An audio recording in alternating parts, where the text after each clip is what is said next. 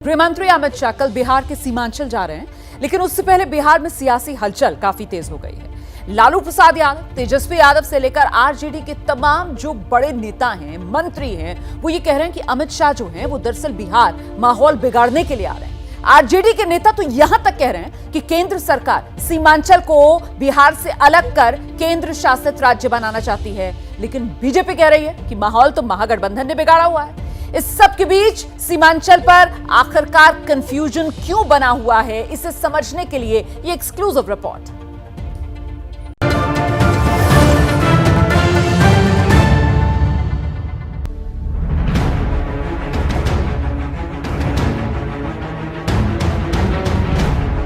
गृह मंत्री अमित शाह के सीमांचल दौरे से पहले ही बिहार का सियासी पारा चढ़ चुका है।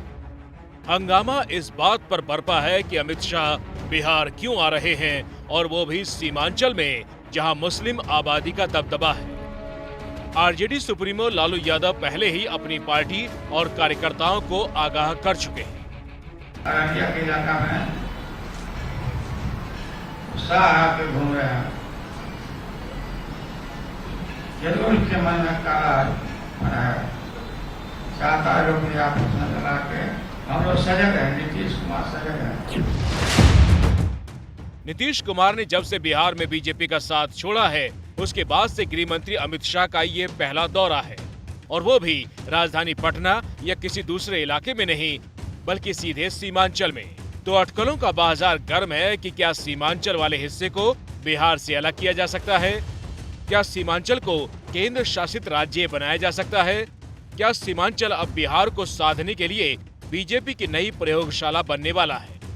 इन अटकलों को हवा तब मिली जब बिहार सरकार और सरकार में शामिल आरजेडी के नेता इस बात को सरेआम उठाने लगे।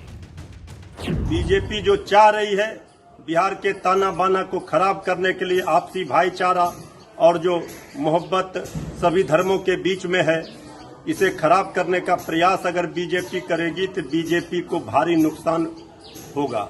जो भी सीमांचल की सामाजिक सौहार्द, आपसी भाईचारगी बिगाड़ने की कोशिश करेगा, जनता उसे, सीमांचल की जनता उसे मुंह तोड़ जवाब देगी। सीमांचल बिहार का वो इलाका है जो नेपाल, पश्चिम बंगाल और झारखंड से सटा हुआ है।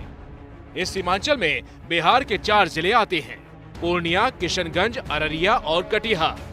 पूरे सीमांचल में मुस्लिम आबादी करीब 46% है। इनमें किशनगंज में 68%, कटिहार में 44%, अररिया में 43% और पूर्णिया में 38% मुस्लिम आबादी है। बीजेपी से जुड़े राजनीतिक विश्लेषक हरेंद्र प्रताप का मानना है कि मुस्लिम आबादी जबरन बढ़ाई गई है। वहां पर हिंदू 61 से 71 के बीच में 13.25 बढ़े हैं, तो मुसलमान बढ़े हैं 64.57। और परिणाम क्या हुआ कि जो हिंदू बहुल था, ये किशनगंज और टेढ़ागाछी, ये दोनों अब मुस्लिम बहुल हो गया, और उसके 7 प्रखंड अब मुस्लिम बहुल हो गए। बिहार में सरकार चला रहे गठबंधन को लगता है कि इस वक्त सीमांचल में अमित शाह का आना वोटों के ध्रुवीकरण का एक बहाना है। लेकिन बीजेपी पूछ रही है कि क्या सीमांचल हिंदुस्तान से बाहर है क्या? पूर्णिया भारत का अंग नहीं है, बिहार का अंग नहीं है, और गृह मंत्री देश के गृह मंत्री हैं और भारतीय जनता पार्टी के पूर्व राष्ट्रीय अध्यक्ष हैं। तो हमें पूर्णिया हमसे अलग नहीं है, नहीं ये पाकिस्तान है, न बांग्लादेश है।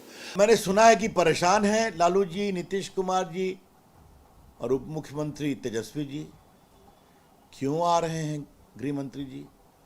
तो क्या गृह मंत्री जी को बिहार में आने के लिए लालू जी और नीतीश जी से वीजा देना पड़ेगा क्या? दरअसल सीमांचल राजनीतिक विवादों से भी भरा रहा है और सांप्रदायिक सवालों से भी। यहाँ पीएफआई के कनेक्शन की बात आई, यहाँ स्कूलों में रविवार की जगह शुक्रवार की छुट्टी की बात आई।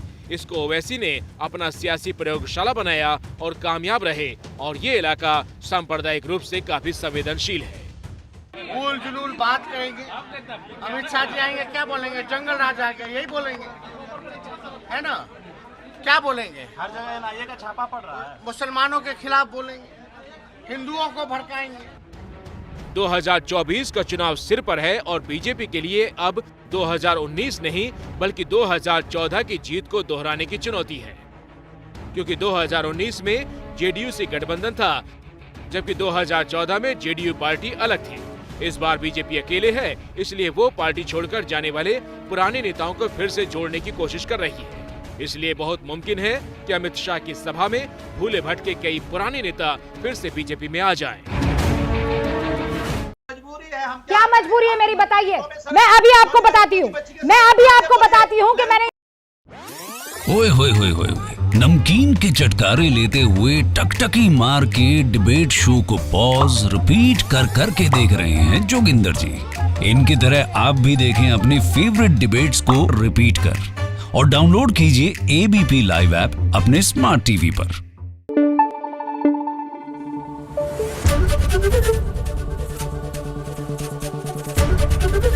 एबीपी न्यूज आपको रखे आगे।